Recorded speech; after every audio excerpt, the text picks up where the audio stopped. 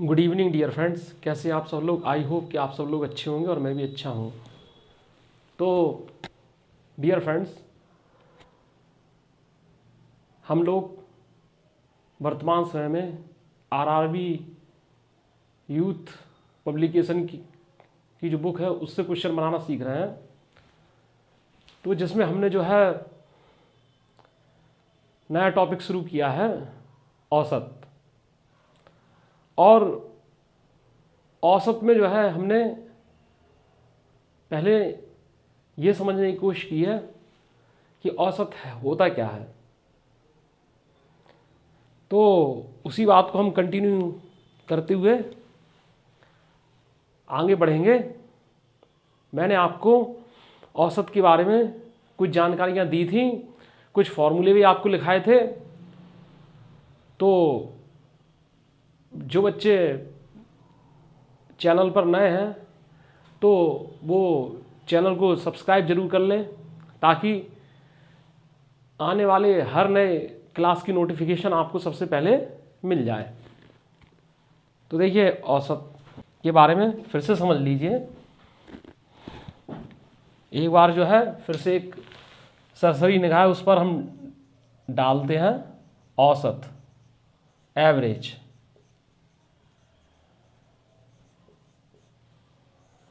औसत, औसत का जो मतलब हमने आपको बताया था वो क्या बताया था कि कुछ पद दिए हैं, जैसे ठीक है, पद कोई भी हैं, A B C D E और ये ठीक है एन तक कोई पद है, कोई से ही पद हैं। मतलब जैसे 1 2 3 4 5 क्रमागत संख्याओं के पद हों, या विषम संख्याओं के पद हों, या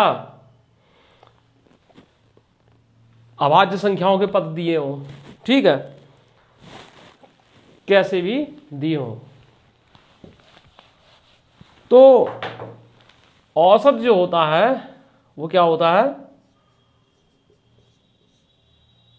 पदों का योग, ठीक है, बटे पदों की संख्या। ठीक है प्यारे दोस्तों, औसत जो होता है वो पदों का योग बटे पदों की संख्या होता है। तो एवरेज क्या होता है? Sum of terms upon number of terms, ठीक है। अब इसमें पदों का योग कह दिया जाए निकालने के लिए, पदों का योग कह दिया जाए निकालने के लिए सम ऑफ टर्म्स। तो आप लोग क्या करेंगे कि एवरेज में जो है नंबर ऑफ टर्म से जो है मल्टीप्लाई कर देंगे। तो यानी कि औसत इनटू पदों की संख्या, ये कर देंगे आप। तो अब प्यारे दोस्तों, जैसे इसमें कह दिया जाए कि तमाम तो हमने आपको समझा ही दिए थे पिछली क्लास में।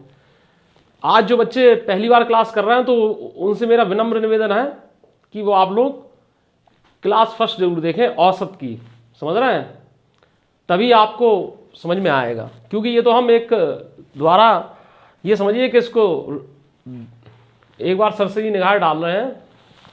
अब जैसे बोल दिया जाए आपको कि 1 2 3, या इनके पीछे प्लस भी लगा दीजिए तो कोई दिक्कत नहीं होगी, 5 6 7, ठीक है, इसका औसत बताइए।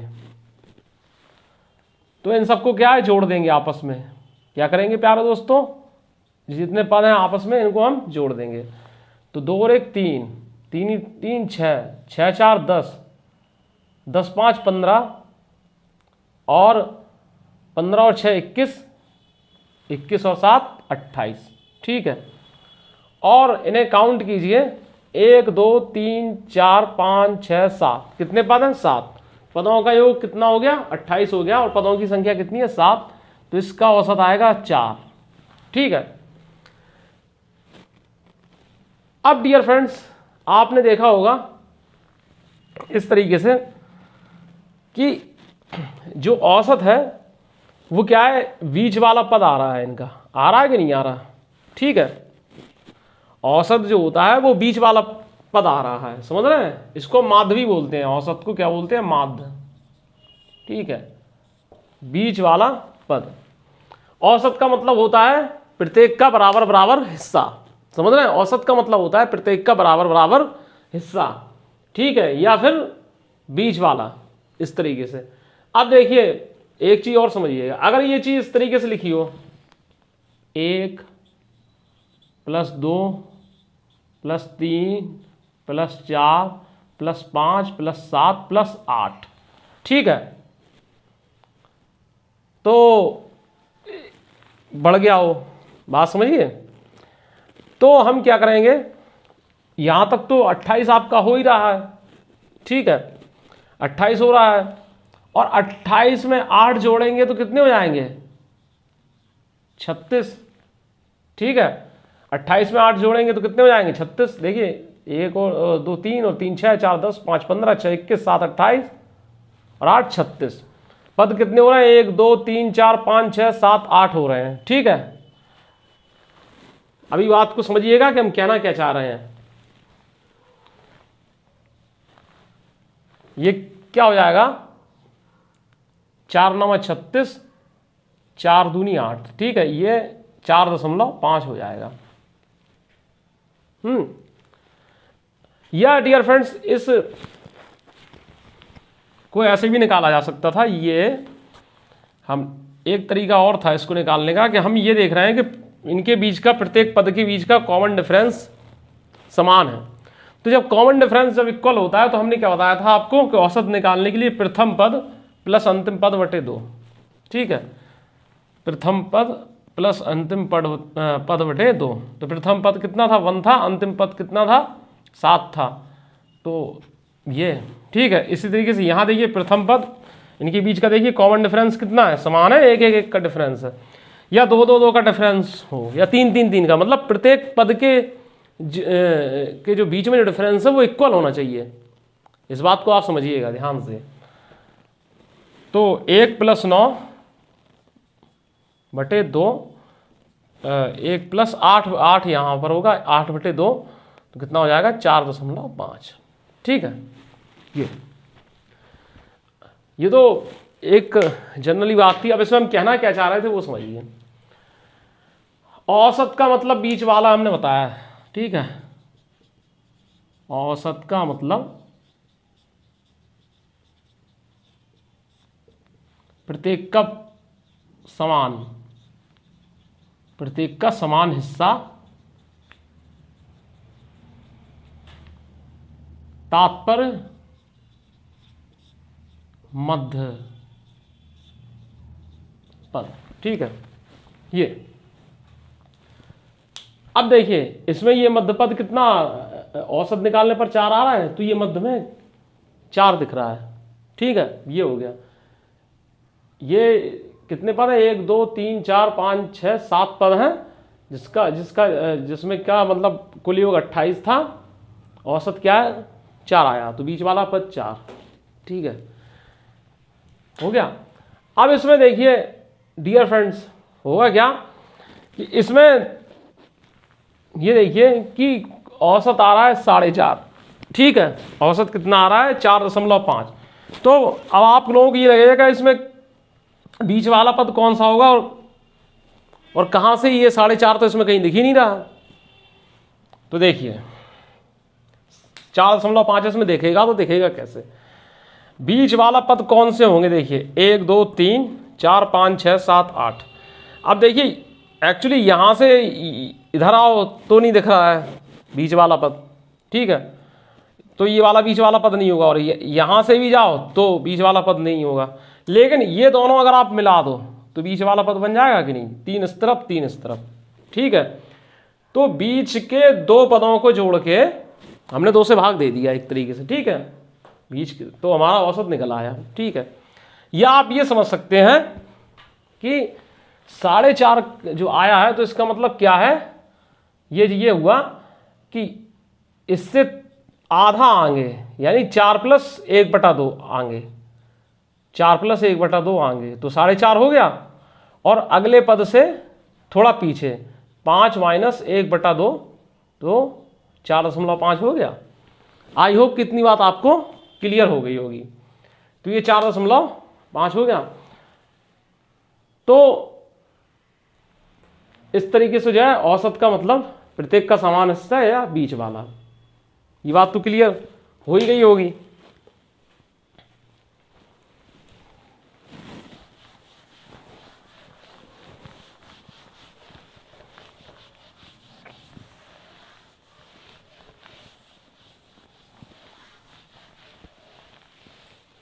अब देखिए, पहले हमने बताया था आपको कि इसमें हम कैलकुलेशन वाले ही क्वेश्चन करवाएंगे, फिर उसके बाद हम वर्ड प्रॉब्लम्स करवाएंगे। तो उसको शुरुआत करने से पहले वर्ड प्रॉब्लम जैसे पूछी आती है वो भी आप थोड़ा देख लीजिए।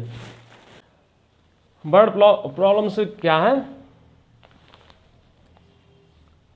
एक कक्षा में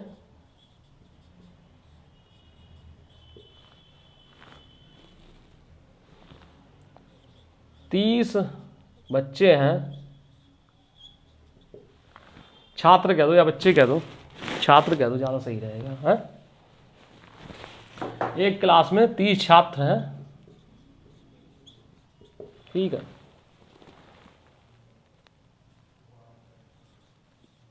बीस छात्रों के औसत प्राप्तांक 10 है और बाकी के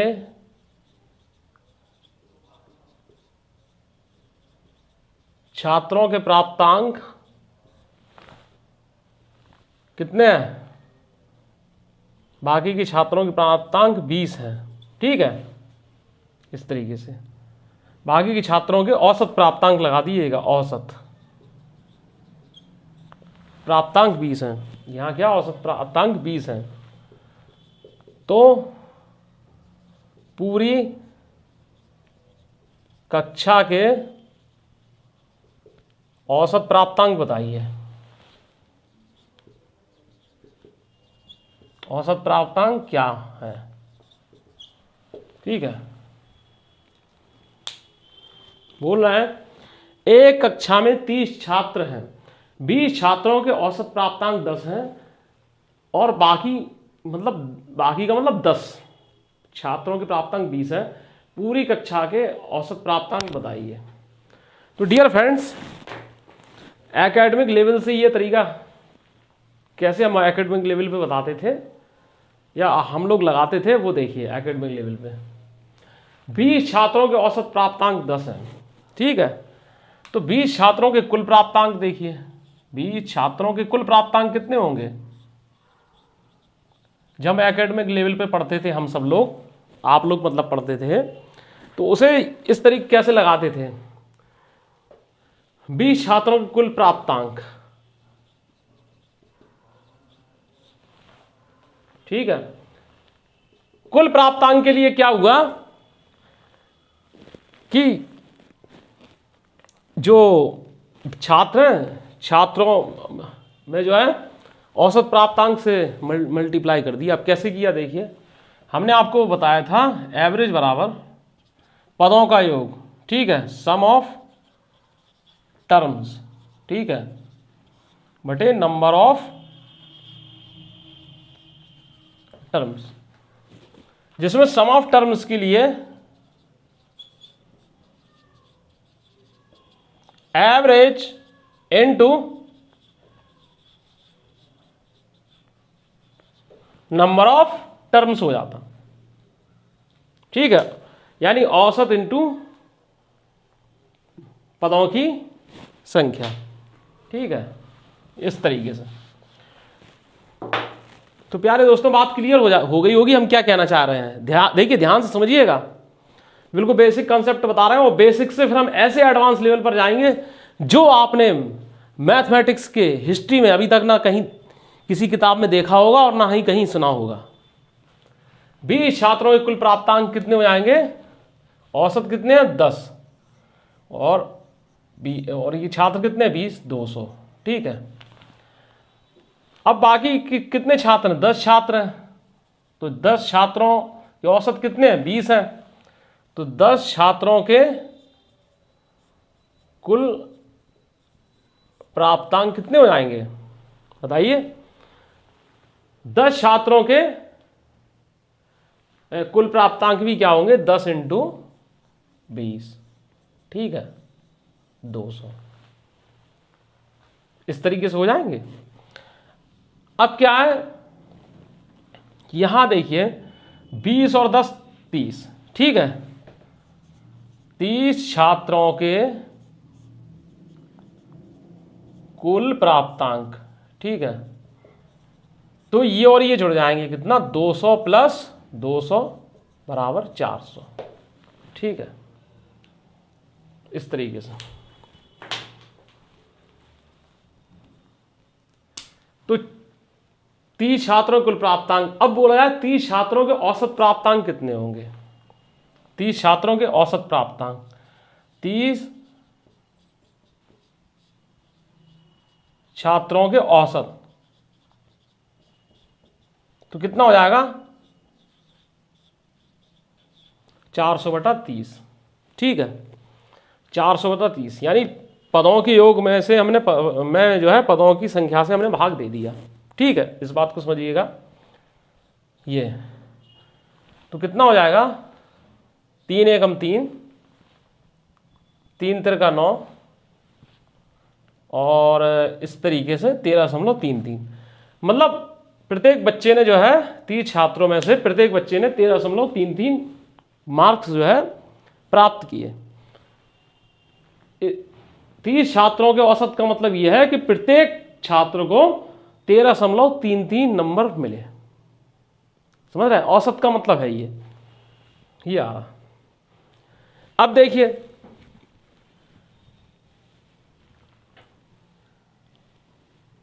ये इसमें क्या थी, आपकी कैलकुलेशन बहुत ही सिंपल थी।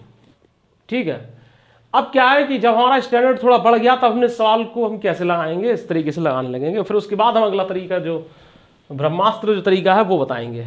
ठीक है, ठीक है। बोल रहे हैं कक्षा में 30 छात्र हैं, 20 छात्रों के औसत प्राप्तांक 10 हैं और बाकी के छात्रों के औसत प्राप्तांक 20 हैं, तो पूरी कक्षा के औसत प्राप्तांक क्या है? ठीक है, तो देखिए 20 छात्रों के, देखिए 30 छात्र हैं, तो 20 छात्रों के औसत प्राप्तांक 10 हैं, तो कुल प्राप्तांक कितने हो गए? 20 इंटू 10। ठीक है, फिर बाकी के 10 छात्रों के क्या है? औसत प्राप्तांक 20 हैं, तो 10 इंटू 20। कुल प्राप्तांक ये होगा कि नहीं? कुल छात्र कितना है? 30। पूरी कक्षा के औसत प्राप्तांक के लिए क्या है?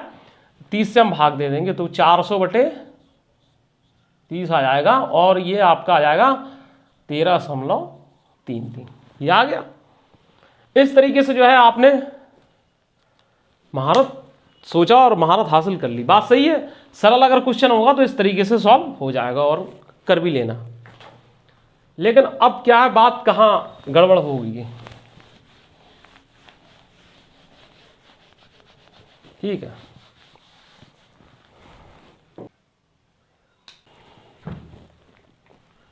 तो प्यारे दोस्तों, हम जो कंसेप्ट बताने जा रहे हैं, तो उसके लिए जो हम क्वेश्चन आपको बता रहे हैं, उस क्वेश्चन को आपको अच्छे से समझना पड़ेगा और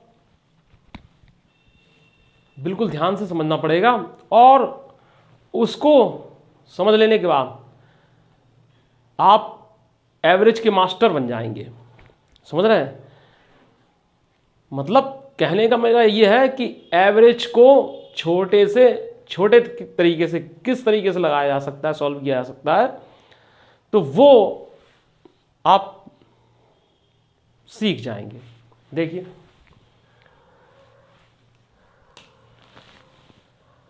एक कक्षा में, ठीक है, 63 छात्र हैं जिनमें 42 लड़के तथा शेष लड़कियां हैं।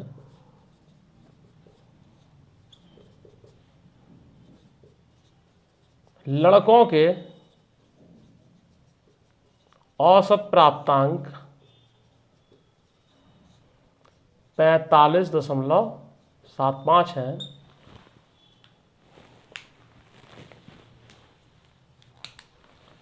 तथा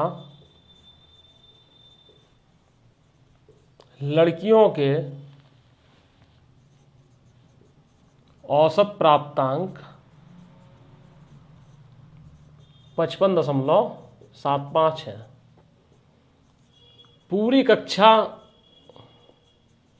के औसत प्राप्तांक बताइए, पूरी कक्षा के औसत प्राप्तांक बताइए।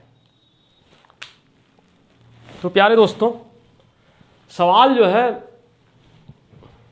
आप कर लेंगे, इसे कर लेंगे, करने में आपको कोई भी दिक्कत महसूस नहीं होगी रत्ती भर।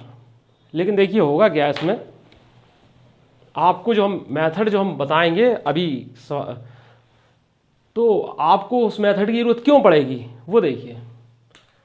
आप क्या करेंगे कि लड़कों के औसत प्राप्तांक 45.75 है, तो लड़कों के कुल प्राप्तांक के लिए क्या कर देंगे, 42 इंटू 45.75 प्लस शेष लड़कियां, जब 42 लड़के हैं तो 63 में 42 वाई हैं, तो लड़कियां कितनी होंगी, 21 होंगी। तो 21 लड़कियों के जो प्राप्तांक है ना, वो बोला है 55.75। तो आप 21 गुणे 55.75 कर देंगे तो लड़कियों के कुल प्राप्तांक निकल आएंगे, बटे कुल संख्या से भाग आप कर देंगे। ठीक है, कहेंगे यार ये सरल तो है, हो तो गया।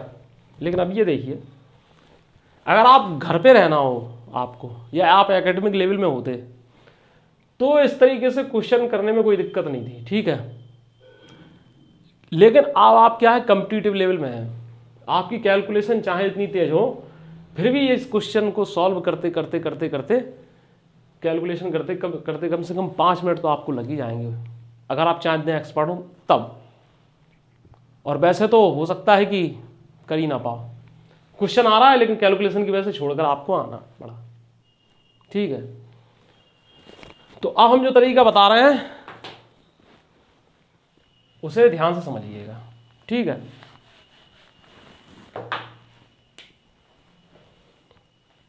एक कक्षा में 63 छात्र हैं जिन्हें 42 लड़के तथा शेष लड़कियां। आप बॉय और गर्ल्स, ठीक है, इनको लिख लेंगे। बॉयज क्या है, 42 है, गर्ल्स क्या है, 21 हो जाएंगी। 63 में से 42 गए तो 21 हो जाएंगे। लड़कों का जो है औसत प्राप्तांक 45.75 है। ठीक है, यह है कि नहीं। और लड़कियों के औसत प्राप्तांक कितने हैं, 55.75। इतना दिया है आपको। अब प्यारे दोस्तों ये देखिए कि एक बात ध्यान रखिए कि यहां पर जो नीचे जो लिखा जाता है वो लिखा जाता है जिसे ज्ञात करना होता है। इसमें प्राप्तांकों का औसत ज्ञात करना है तो वो यहां नीचे लिखा है और बाकी की जानकारी यहां लिखी जाती है। तो जो नीचे लिखा रहता है इसमें अभी हम कोई हेर फेर नहीं करेंगे। यहां जो है इसमें हम रेशियो का साइन लगा देंगे। ठीक है, ये आपस में कट सकते हैं लेकिन ये नहीं कटेंगे, समझ रहे हैं ना। तो देखिए डियर फ्रेंड्स, अगर ये आपस में कट रहे हैं तो इन्हें काट दीजिए। ठीक है, तो ये क्या हो जाएगा, 1 और 2 हो जाएगा, ठीक है, 21 दूनी 42 इस तरीके से हो जाएगा, 2:1 इस तरीके से हो जाएगा कि नहीं।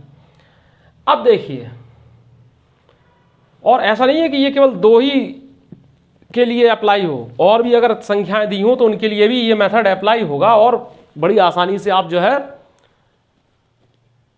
क्वेश्चन बना ले जाएंगे, कम समय में बना ले जाएंगे। किसी एक को चूज कर लीजिए आप, ठीक है, किसी एक को मान लीजिए, आप चाहे इसको ले लीजिए पहले या इसको चुन लीजिए, ठीक है, चलो भाई इसको चुन लेते हैं, हम इसको भी चुनकर बताएंगे। तो आपने 45.75 चुन लिया, ठीक है, 45.75 चुन लिया, प्लस का चिन्ह लगा दीजिए, ठीक है।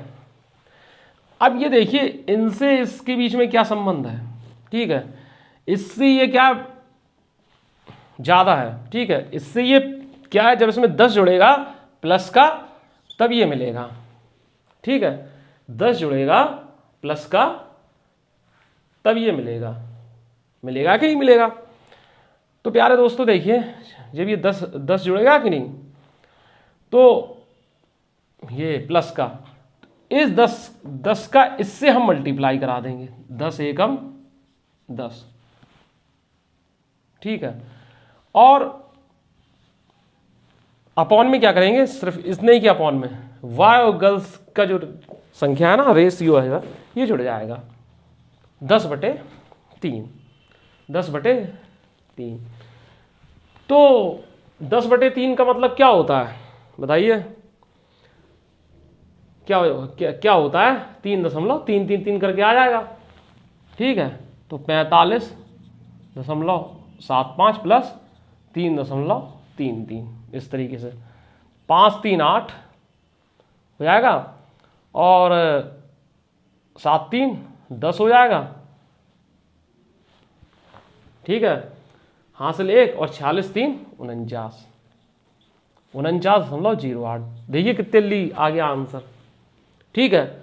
और केवल ये मत सोचिएगा कि अरे ये तो 2 ही टर्म्स हैं तो इसलिए जल्दी आ गया, अभी हम बहुत टर्म्स के भी बताएंगे, लेकिन जब क्वेश्चन होंगे तब बताएंगे, जब क्वेश्चन आएंगे, सवाल जब हम प्रैक्टिस कराएंगे आपको बताएंगे अभी बुक से, तो उसमें और क्वेश्चन होंगे तब आप देखिएगा, ठीक है। तो ये हो गया। अब देखिए जरूरी नहीं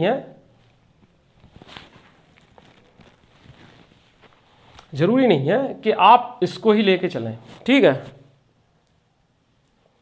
आप क्या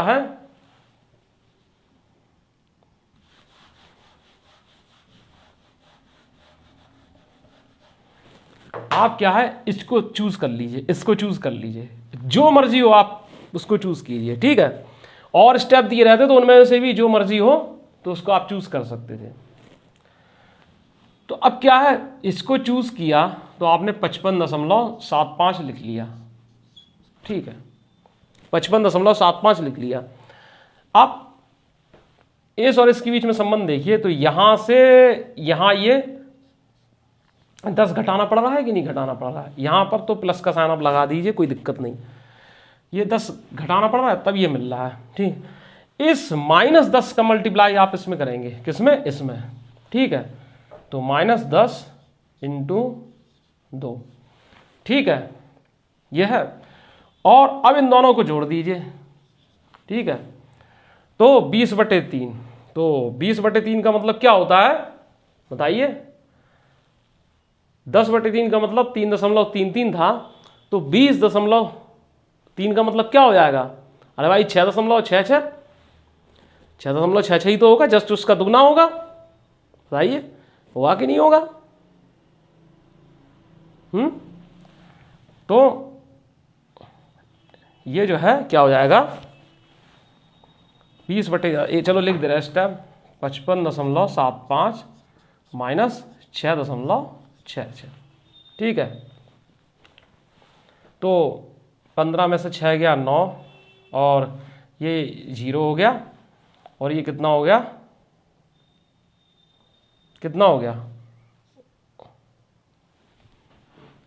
49, ठीक है। वो आया था 49.08, ये आ रहा है 49.09, तो उससे कोई फर्क नहीं है, जो ऑप्शन में आपका दिया होगा उसे आप टिक कर दीजिएगा, ठीक है, उससे कोई डिफरेंस नहीं है, असर नहीं पड़ेगा, क्योंकि ये पॉइंट वाला है ना, तो थोड़ा बहुत वेरिएशन हो सकता है इसमें। लेकिन जो आपका अगर 49.08 अगर ऑप्शन में दिया हो तो आप उसमें टिक कर देना, या ये दिया हो तो ये टिक कर देना है। मतलब ये यहाँ तक तो बिल्कुल एक्यूरेट आ रहा है, ठीक है। अब देखिए प्यारे दोस्तों, आप खुद महसूस कीजिए कि अगर आपने पूरी कैलकुलेशन से सवाल को सॉल्व किया होता तो क्या ये हो पाता? कम से कम 15 मिनट 10 मिनट लग जाते आपको, इतना टाइम एग्जाम में होता ही नहीं। तो आई होप कि इतनी बात आपको समझ में आ गई होगी। अब चलिए आगे बढ़ते हैं।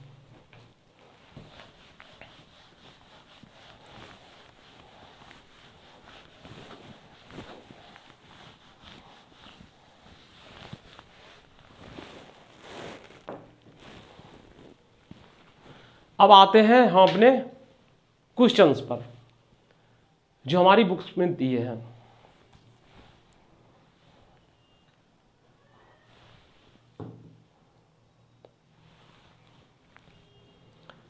तो टाइप फर्स्ट है,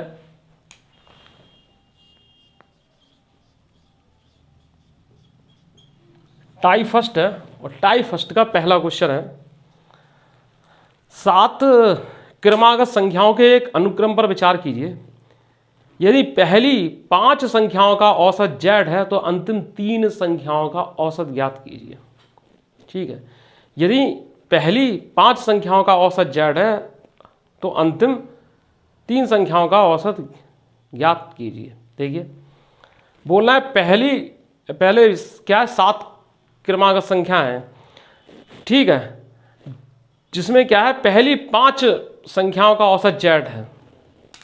तो 7 क्रमागत संख्याओं के लिए क्या है, इस तरीके से क्या है, 1 2 3 4 5 6 7, ठीक है, इस तरीके से है ये 1 2 3 4 5 6 7 इस तरीके से। लेकिन अभी क्या है, ये पहली 5 के बारे में बात कर रहे हैं, तो ठीक है, इसको अभी मिटा दीजिए। बोल रहे हैं यदि पहली 5 संख्याओं का औसत z है, तो पहली 5 संख्याओं का औसत z का मतलब हमने आपको ये बताया था कि औसत का मतलब होता है प्रत्येक का बराबर बराबर हिस्सा, समान हिस्सा, यानी कि बीच वाला। और कैसे बताया था वो हमने क्लास की स्टार्टिंग में ही आपको बता दिया था। तो ये बीच वाला टर्म में क्या होगा, z हो जाएगा, ठीक है, z हो जाएगा कि नहीं हो जाएगा। तो क्रमागत संख्याओं का मतलब क्या होता है, ऐसी संख्याएं जिनमें के बीच में एक का डिफरेंस होता है, ठीक है, जैसे 2 3 4 5 6 7 8 9 10 11 12 13 14 15 16 17 18 19 इस तरीके से, या 121 121 122 123 124 125 136 लगातार इस तरीके का हो। तो पहली क्या है, 3 संख्याओं के पहली 5 संख्याओं के औसत z है, तो अंतिम 3 संख्याओं का औसत ज्ञात कीजिए। तो देखिए ये क्या है, z+1 होगी, ठीक है, ये z+2 होगी। अभी क्या है, ये 5 ही हैं, ठीक है। अब क्या है, 7 की बात कर रहे थे स्टार्टिंग में, तो चलो भाई इस तरीके से, तो z+3 हो जाएगा और z+4 हो जाएगा, ठीक है। अब प्यारे दोस्तों इन्होंने क्या कहा है कि अंतिम 3 संख्याओं के औसत पर विचार कीजिए, अंतिम 3 संख्याओं के। तो अब जरा गौर करिएगा कि पहली 5 संख्या थी, 1 2 3 4 5, इतनी थी कि नहीं थी। तो इनका औसत z था, यानी इनका बीच वाला पद था, ठीक है, ये हो गया कि नहीं, इतनी बात क्लियर हो गई आपको। अब क्या है, बोल रहे हैं अंतिम 3 संख्याओं का औसत क्या होगा। तो अंतिम 3 संख्या देखिए 1 2 3, ये यहां से यहां, ठीक है, यहां से यहां, यहां से यहां, ठीक है। तो इसका औसत क्या होगा, यानी बीच वाला पद z+3 हुआ कि नहीं होगा। तो क्या आंसर आपका होगा z+3, ठीक है, z+3। आई होप कि मेरे प्यारे दोस्तों को ये बात जो है अच्छे से समझ में आ गई होगी।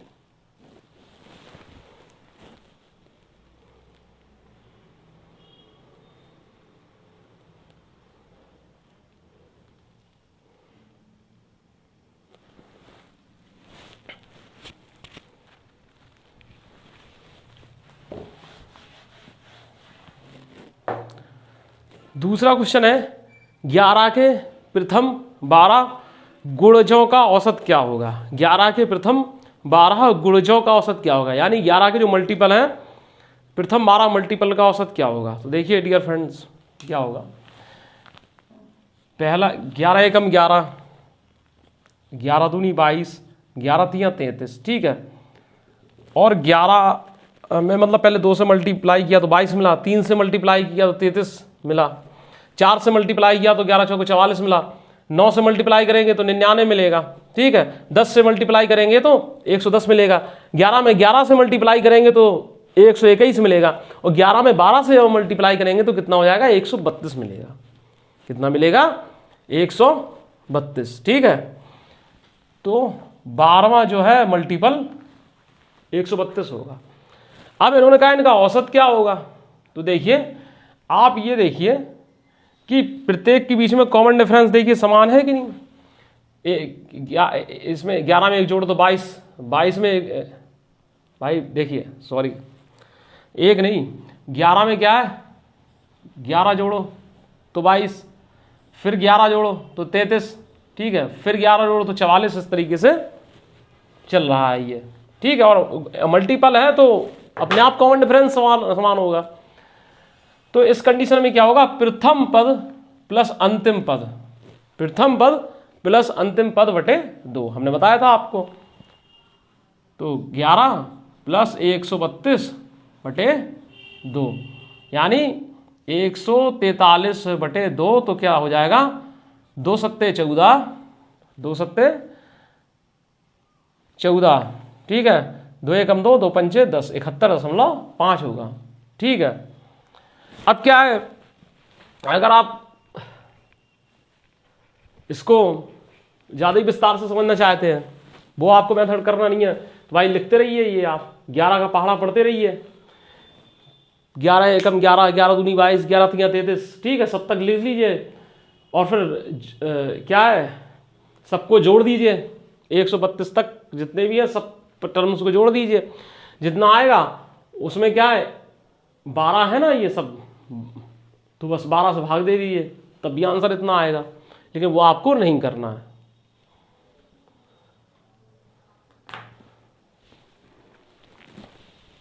नेक्स्ट क्वेश्चन है,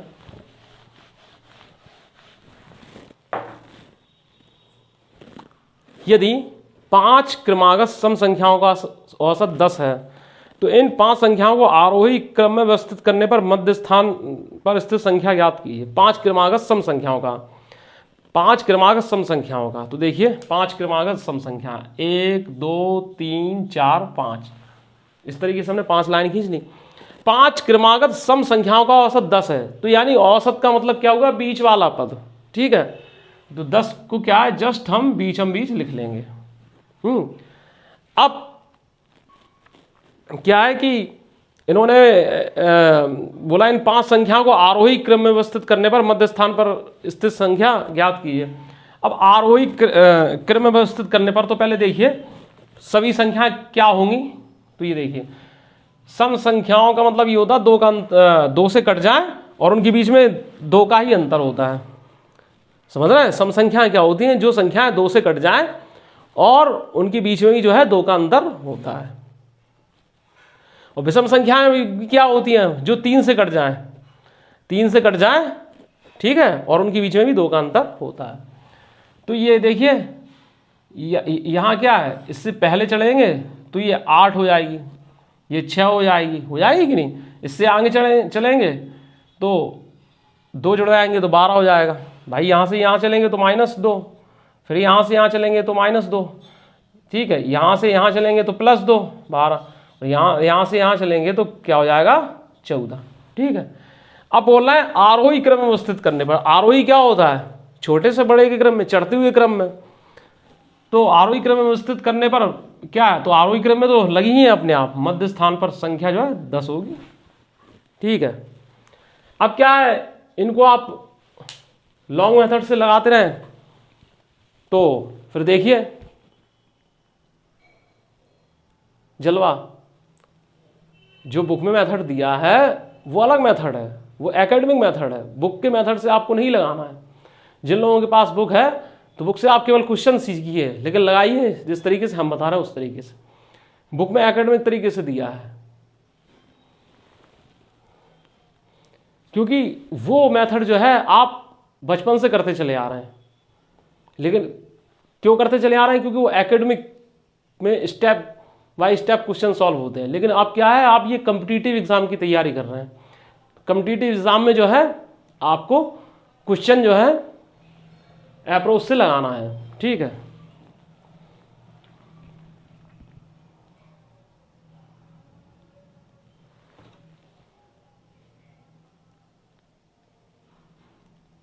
चौथा हम आपको कल बताएंगे, पांचवा देख लेते हैं।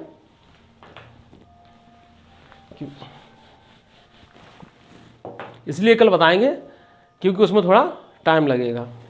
अभी क्या है, आप हल्के फुल्के क्वेश्चन बनाना आपको आने लगे होंगे, और हल्के से बहुत भारी क्वेश्चन तक हमें जाना है, बहुत ही हैवी क्वेश्चन तक हमें पहुंचना है। बोल रहे हैं 3 क्रमागत प्राकृत संख्याओं का औसत जो आरोही क्रम में है के हैं। यदि संख्याओं के पहले समूह के तुरंत बाद की 2 और क्रमागत संख्याओं को इसमें शामिल कर लिया तो प्राप्त होने वाला नया औसत ज्ञात कीजिए। देखिए 3 क्रमागत प्राकृतिक संख्याएं जो आरोही क्रम में है, तो भैया देखिए 1 2 3 है कि नहीं, इनका जो है औसत के है। तो के का मतलब बीच वाला ये। तो अब चूंकि क्रमागत है तो ये क्या हो जाएगा, यहां पर एक के प्लस 1 हो जाएगा और यहां पर के माइनस 1 हो जाएगा। इतनी हो जाएगी कि नहीं हो जाएगी? अब ये चीज है। अब बोला यदि संख्याओं के पहले समूह के तुरंत बाद की 2 और क्रमागत संख्याओं को इसमें शामिल कर लिया जाए, 2 और कर ली भैया शामिल, ठीक है, 2 और कर ली शामिल कर लिया जाए, तो भैया क्या हो जाएगा, ये k प्लस 2 k प्लस 3 हो जाएगा कि नहीं हो जाएगा, k प्लस 2 k प्लस 3। अब ये बोल रहे हैं कि अब क्या है, नया औसत बताइए। तो देखिए पहले इससे मतलब छोड़ दीजिए, इतना देखिए, पहले जब 3 संख्याएं थी तो औसत k था, यानी बीच वाला पद k था, ठीक है। अब बोल रहे हैं कि संख्याएं 2 और क्रमागत लगा दी, k प्लस 2 k प्लस 3 हो गई, तो इन पूरे का औसत क्या होगा।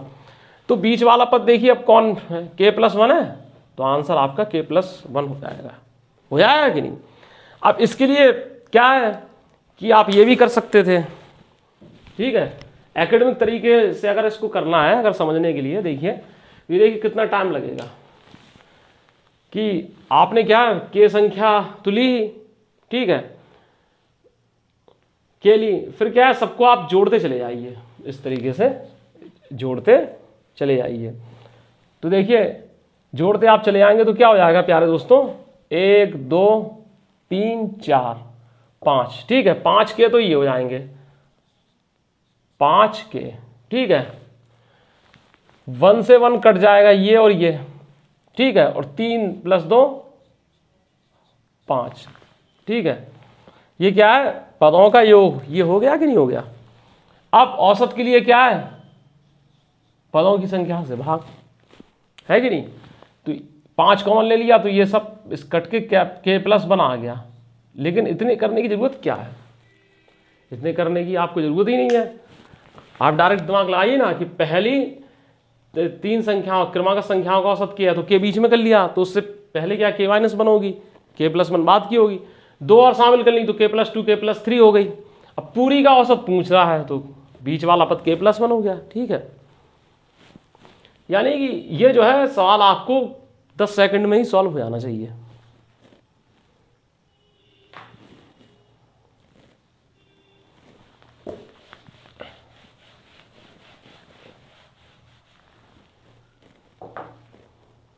बोला है प्रथम 10 प्राकृतिक संख्याओं के वर्गों का माध्य ज्ञात कीजिए। प्रथम 10 प्राकृतिक संख्याओं के वर्गों का माध्य ज्ञात कीजिए।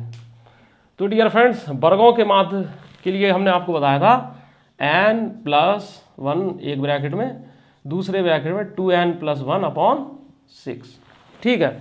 अब देखिए n क्या है, 10 है, तो 10 और 1 कितना हो जाएगा 11, ठीक है, और ये 10 दूनी 20 और 1 21, ठीक है। अब कितना हो जाएगा, 30 से 21 और ये हो जाएगा 3 दूनी 6, और इससे क्या हो जाएगा, ये कितना 5.5 अगर हम काट देंगे तो क्या हो जाएगा 7 5 6 35, ठीक है। हासिल लगाएं 3 और 7 5 6 35 3 38, ठीक है। 38.5 क्या हो जाएगा 38.5 या 77/2, हाँ 77/2 भी है, 77/2। तो प्यारे दोस्तों, आज की क्लास बस यहीं तक रहने देते हैं। मेरा ऐसा पूर्ण विश्वास है कि आज मैंने जो अप्रोच बताया है उस अप्रोच को जो है आप अच्छे से समझ पाए होंगे, और इसी अप्रोच के आधार पर आप औसत के प्रत्येक क्वेश्चन को बना ले जाएंगे अच्छे से। अभी तो केवल शुरुआत है, अभी तो इसमें क्या है, एवरेज का जो है ए जो है हमने आपको बनाना बताया। अभी देखिए जैसे जैसे क्वेश्चन आते जाएंगे आगे जो है इंजॉयमेंट और बढ़ने वाला है, और आपको एवरेज के क्वेश्चन अच्छे लगेंगे। और एवरेज के इस कंसेप्ट को सीखना इसलिए आवश्यक है क्योंकि हम आपको हमेशा कहते हैं कि 3 कंसेप्ट ऐसे हैं जिन पर पूरा अर्थमेटिक टिका हुआ है। रेशियो का, जिसमें एलिगेशन भी आपका आ जाता है। दूसरा परसेंटेज का, जो हम पढ़ा चुके हैं और जिस पर पूरे 4 टॉपिक शामिल हैं। तीसरा एवरेज का। अगर ये आपको 3 कंसेप्ट अच्छे से क्लियर हैं तो आपकी अरिथमेटिक पर कमांड अच्छी हो जाती है। तो मिलते हैं नेक्स्ट क्लास में, तब तक के लिए खुश रहिए, स्वस्थ रहिए, good bye, see you again letter.